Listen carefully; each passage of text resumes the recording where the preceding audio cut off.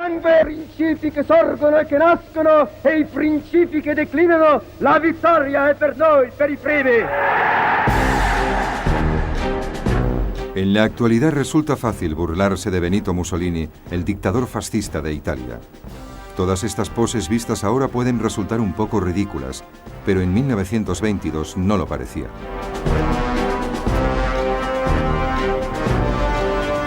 En aquella época se tenía la impresión de que Italia estaba al borde de la anarquía. El país se encontraba debilitado por las huelgas y las confiscaciones de tierras. Al igual que en Alemania, el gobierno democrático parecía ser impotente ante los disturbios. Así pues, Benito Mussolini, veterano de la guerra y periodista, decidió tomar posiciones. Organizó un partido nacionalista de derechas, los fascistas. Con el gobierno paralizado por una huelga general en agosto de 1922, Mussolini ordenó a sus seguidores que marchasen sobre Roma.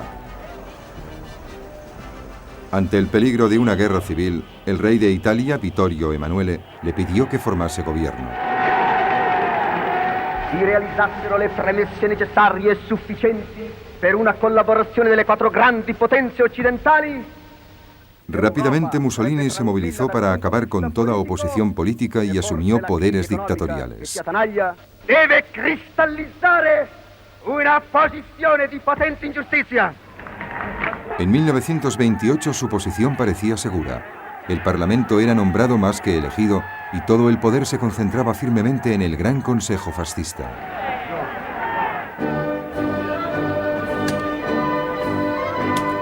Al igual que Hitler, las primeras acciones políticas de Mussolini le dieron una popularidad enorme. Los grandes programas de obras públicas proporcionaron trabajo y transformaron las infraestructuras de Italia. La corrupción fue erradicada y la mafia fue más o menos eliminada.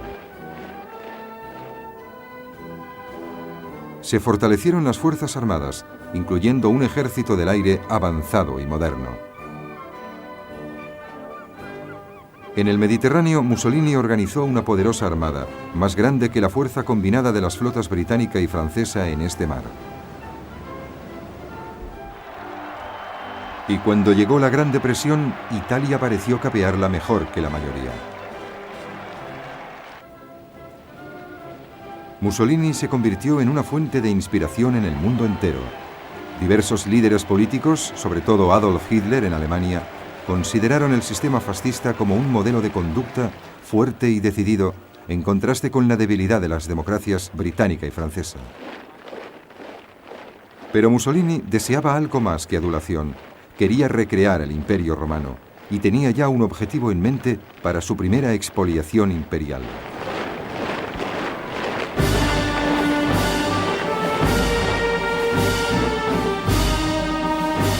Su objetivo era Abisinia, la actual Etiopía. Italia ya tenía colonias en la frontera de este país en Eritrea y en la Somalia italiana.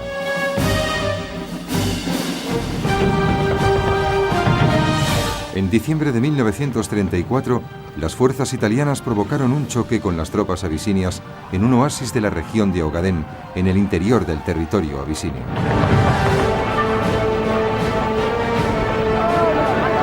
Mussolini envió entonces refuerzos a Eritrea y a la Somalia italiana, exigiendo que Abisinia pagase reparaciones por ello.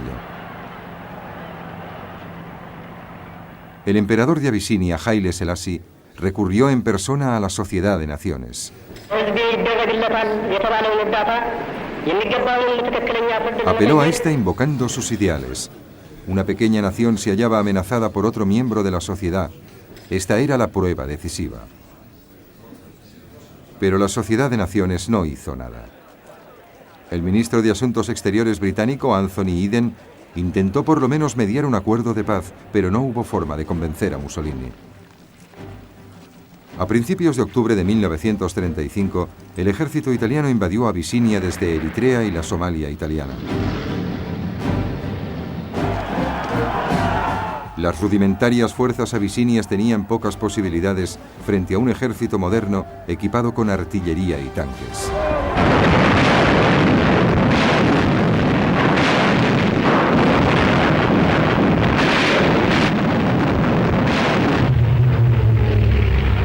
Las fuerzas aéreas italianas tenían un dominio absoluto del cielo y hostigaban a los abisinios. En ocasiones lanzaron bombas de gas haciendo caso omiso de la prohibición de utilizar este como arma, desde que en el Tratado de Versalles su uso se había considerado crimen contra la humanidad. 6 meses más tarde Abisinia había sido completamente ocupada. El emperador Haile Selassie huyó hacia el exilio en Gran Bretaña. Desde su sede en Suiza, la Sociedad de Naciones se frotaba las manos. Lo único que hizo fue imponer sanciones económicas, pero estas no tuvieron consecuencias importantes. La agresión de Mussolini había puesto de relieve 2 cosas: que la Sociedad de Naciones, aquella gran esperanza para la paz, no tenía poder para actuar, y que las 2 potencias más fuertes de Europa, las democracias británica y francesa, ya no tenían ganas de pelear.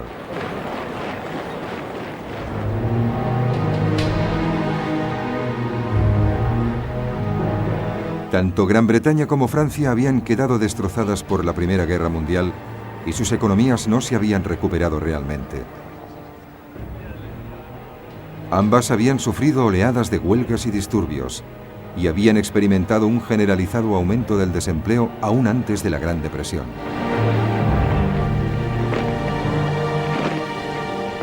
De igual modo, ambas se habían enfrentado al coste de controlar imperios, un coste que había aumentado al absorber las antiguas colonias alemanas y los territorios de Oriente Medio que antiguamente habían estado bajo el dominio del Imperio Turco Otomano. Y sobre todo, ambas estaban traumatizadas por el espantoso número de víctimas de la Primera Guerra Mundial. Una sucesión de líderes británicos, Lloyd George, Ramsay MacDonald y especialmente Stanley Baldwin, todos ellos decidieron mantener Gran Bretaña al margen de posibles conflictos en el futuro. A pesar del elevado número de víctimas en el frente occidental, Gran Bretaña había llegado al final de la Primera Guerra Mundial con un ejército de reclutamiento numeroso y muy efectivo. Este se vio reducido inmediatamente a una pequeña fuerza profesional preparada para vigilar su imperio que crecía de forma descontrolada. Y cuando llegó la Gran Depresión, cualquier idea de modernizar el ejército fue abandonada. Es decir, que Gran Bretaña entraba en el periodo previo a la Segunda Guerra Mundial en condiciones de debilidad económica y militar. En el caso de Francia, sus pérdidas durante la Primera Guerra Mundial habían sido peores que las británicas. Desconfiando siempre de los alemanes, Francia había mantenido un gran ejército de reclutamiento, pero durante la década de 1920, el índice de natalidad en Francia había disminuido. Se veía claramente que hacia finales de los años 30 habría una escasez de mano de obra. Francia se dio cuenta de que únicamente con el tamaño de su ejército nunca podría competir con Alemania. La solución pasaba por adoptar una mentalidad totalmente defensiva.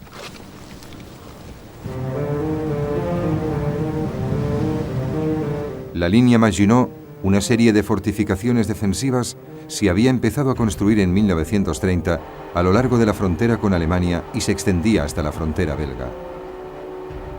Allí enlazaba teóricamente con fortificaciones planificadas por los belgas. Este nuevo enfoque militar francés significaba que Francia solo era capaz de llevar a cabo una guerra defensiva. De hecho, no tenía la capacidad suficiente para lanzar un ataque sobre Italia, aunque los británicos hubiesen tenido tropas para ayudarle. Y evidentemente, ambos países sabían que sus marinas de guerra en el Mediterráneo eran superadas en número por la nueva flota de Mussolini. Así pues, cuando Italia conquistó Abisinia, para ambas potencias resultó razonable no hacer nada. Verdaderamente aquello parecía estar demasiado lejos, un problema ajeno demasiado remoto.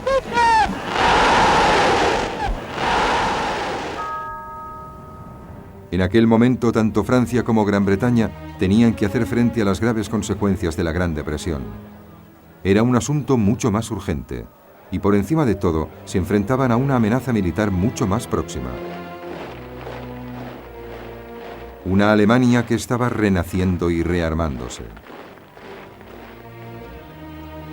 El poder alemán, al igual que el italiano, iba a mostrar sus armas muy pronto en el apoyo a otro dictador en ascenso, esta vez en España.